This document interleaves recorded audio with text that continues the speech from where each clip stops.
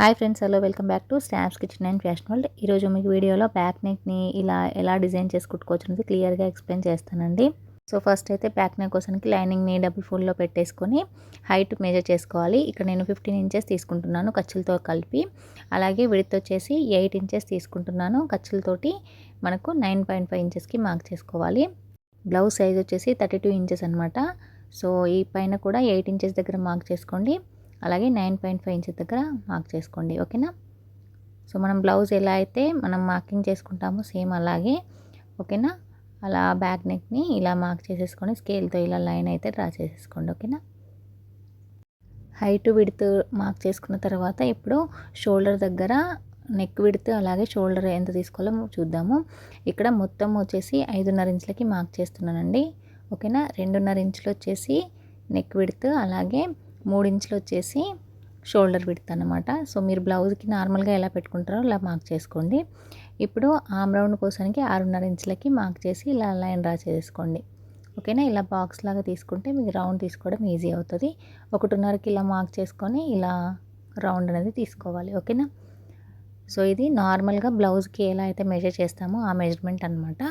So ఎలా అయితే marking చేసుకున్నామో అలాగే కట్ చేసుకొని తీసుకోండి.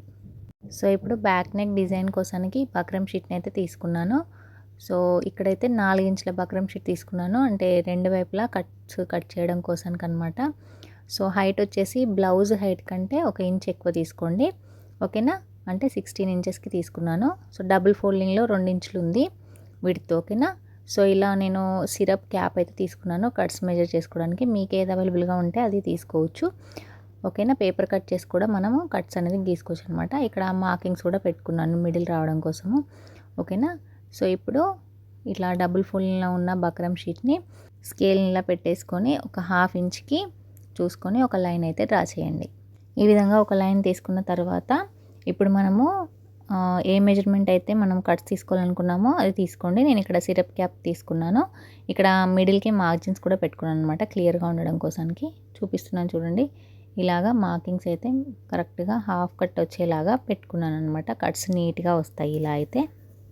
ఓకేనా.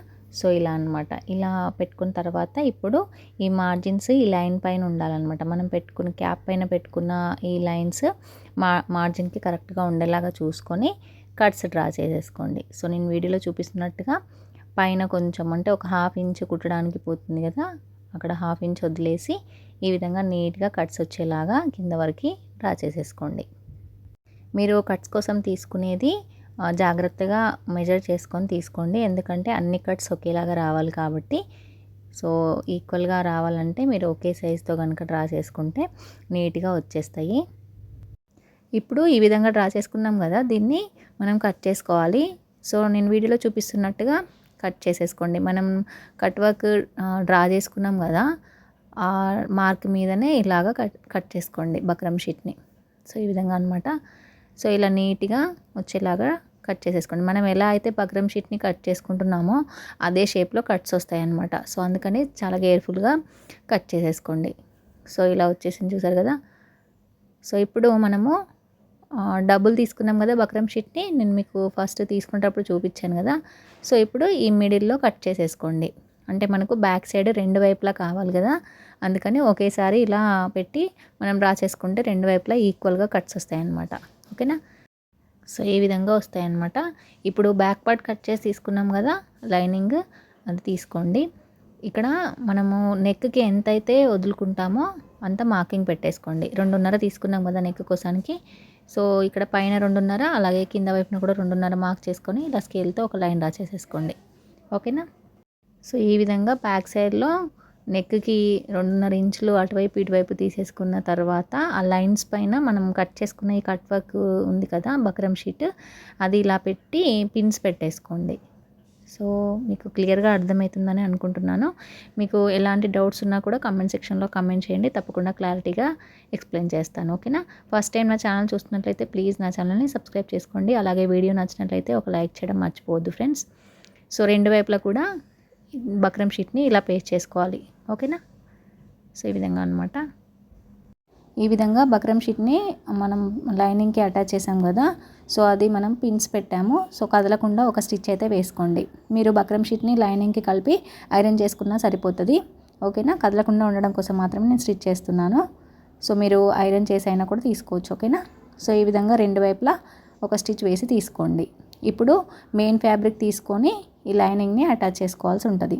సో ఇక్కడ మనము మెయిన్ ఫ్యాబ్రిక్ కరెక్ట్ వైపున ఈ లైనింగ్ని పెట్టుకోవాలన్నమాట.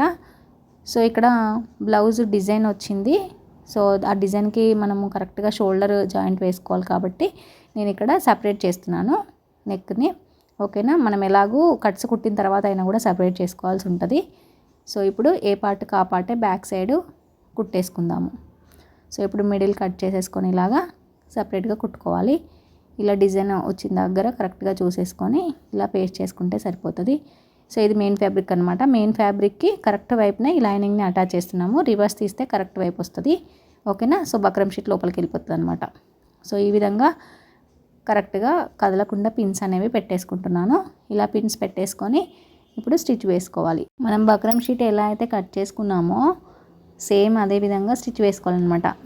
ఈ కట్ వర్క్ వచ్చిన సైడు బక్రమ్ షీట్ పక్క నుండి స్టిచ్ వచ్చేలాగా వేసుకుంటే మీకు కట్స్ అనేవి నీట్గా వచ్చేస్తాయి. ఓకేనా, సో ఈ విధంగా అనమాట. కట్ వచ్చిన దగ్గర సూదిని ఇలా కిందకి దింపేసి ఇలా చుట్టూ కూడా నీట్గా కుట్టుకోవాలి. బక్రమ్ షీట్ పక్క నుండే స్టిచ్ వచ్చేలాగా చూసుకొని కుట్టండి. ఓకేనా, సో ఇలా కట్ వచ్చిన దగ్గరల్లా సూదిని కిందకి దింపి స్ట్రైట్గా ఇలా తిప్పుకుంటూ కుట్టుకుంటే నీట్గా వచ్చేస్తుంది. సో వీడియోలో చూపిస్తున్నట్టుగా నీట్గా ఇలా సూదిని కిందకి దింపుతూ కట్స్ చుట్టూ కూడా స్టిచ్ని నీట్గా వేసుకుంటూ రండి. సో రెండు వైపులా కూడా ఇదే ప్రాసెస్ అండి. మొత్తం కూడా నీట్గా స్టిచ్ వేసుకొని తీసుకోండి. ఓకేనా, మీరు ఫస్ట్ టైం స్టిచ్ చేసినట్లయితే కొంచెం కట్స్ అనేవి చూసుకుంటూ కుట్టుకోండి. రఫ్గా ఒకసారి కుట్టుకొని చూసిన తర్వాత మీరు బ్లౌజ్ పైన ట్రై చేయండి. ఓకేనా, కట్స్ అనేవి నీట్గా వస్తాయి ఇలాగా. సో ఈ విధంగా స్టిచ్ వేసుకొని తీసుకోండి. ఓకేనా, ఇలా స్టిచ్ వేసుకున్న తర్వాత పిన్స్ రిమూవ్ చేసేసుకొని కట్ చేసేసుకోండి. సో బ్యాక్ పార్ట్లో రెండు సపరేట్ పార్ట్స్గా వచ్చేస్తాయి అన్నమాట. సో ఈ విధంగా కట్ చేసుకుంటే సరిపోతుంది. మనం కట్ వర్క్ కుట్టేటప్పుడు చాలా కేర్ఫుల్గా ఉండాలండి. మనం స్టిచ్ వేసిన దాని పక్క నుంచి ఖర్చులు చూసుకుంటూ కట్ చేసుకోవాలి. సో నేను క్లియర్గా చూపిస్తున్నాను చూడండి. ఇలా కట్ వర్క్ చుట్టూ కూడాను సో ఇలా కట్ చేసుకోవాలన్నమాట. సో ఖర్చులు ఎక్కువ ఉన్నా కూడా మనకి కట్ రివర్స్ తీసుకున్నప్పుడు నీట్గా షేప్ అనేది రాదనమాట. సో ఇలా రౌండ్గా వస్తూ కట్టు ఓపెన్ అయిన దగ్గర ఇలా లోపల వైపుకు కట్ పెట్టుకోవాలన్నమాట. సో ఇలా ఇక్కడ మనకు ఖర్చులు ఎక్కువ ఉంటే నీట్గా ఓపెన్ అవ్వదు. సో అది చూసి మీరు నీట్గా కట్ చేసేసుకోండి. అలా అని మనం స్టిచ్ చేసింది కట్ అయితే మటుకు షేప్ అనేది రాదనమాట. ఓకేనా, సో నీట్గా జాగ్రత్తగా కట్ చేసుకోండి. ఫస్ట్ టైం కుట్టే వాళ్ళైతే ఒకసారి రఫ్గా ట్రై చేసిన తర్వాతనే మీరు బ్లౌజ్కి ట్రై చేసుకోండి. ఓకేనా, సో ఈ విధంగా నీట్గా కట్ చేసేసుకొని తీసుకోండి. ఇలా తీసుకుని రివర్స్ తీసుకుంటే చూడండి కరెక్ట్ వైపుకి ఇలా వచ్చేస్తుంది అనమాట. సో ఇలా చేతితో ఇలా నీట్గా అనుకుంటూ ఉంటే కట్స్ అనేవి కరెక్ట్గా ఓపెన్ అవుతాయి. సో చూసారు కదా, ఇలా అనమాట. అన్నిటిని కూడా ఇలానే నీట్గా అనుకుంటూ ఓపెన్ చేసుకోవాలి. సో ఇలా అనమాట. సో ఈ విధంగా కట్ వర్క్ అయితే మనకు వచ్చేస్తుంది. సో రెండు వైపులా కూడా సేమ్ ఇదే ప్రాసెస్ అండి. రెండు కూడా నేను రెడీ చేసి పెట్టుకున్నాను. చూసారు కదా, ఇలా వచ్చేసాయి.